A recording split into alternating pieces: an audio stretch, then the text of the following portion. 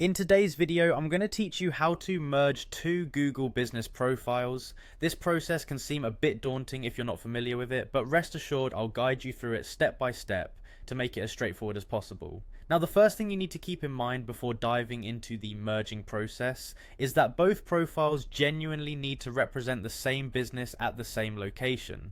Google is very particular about this because it helps maintain the accuracy and authenticity of business listings. To get started with merging your profiles, you're going to have to reach out to the Google support team, as they are the ones authorized to perform this task. Go to support.google.com/business/get-help. Here you'll find a form that you need to fill out. When you come across the first drop-down menu, select the profile that you would like to merge into your main profile. This specific step is crucial as it determines the primary profile information that will be retained after the merge. Once you've made that selection, there's a text box where you need to type in merge profile. After entering that phrase, go ahead and click on the next button. Google will present you with a list of suggested concerns. Among these suggestions, choose merge profiles and move on to the next step.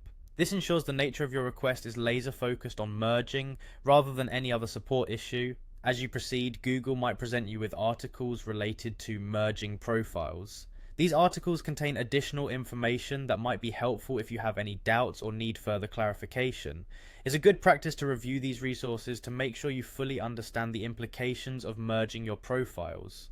Remember, it's vital that the two business profiles truly represent the same business at the exact location, a fact we cannot stress enough. This is because the merging process combines all relevant data, like reviews and photos, into one unified profile. Before you go any further, double check to confirm that both profiles are indeed set at the same location. This is a necessary step to prevent any issues during the merge.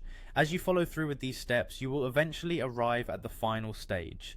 Here you'll see an option to send an email to Google support, formally requesting the merge. Do that and then await their response, which typically outlines the next steps or any additional information needed.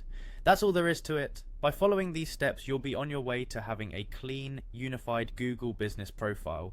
This process not only helps keep your business information accurate, but also improves your visibility on Google, making it easier for customers to find you. I hope you found this guide helpful and that it simplifies the merging process for you. If you have any further questions, feel free to reach out in the comments below. Thanks for watching and see you in the next video.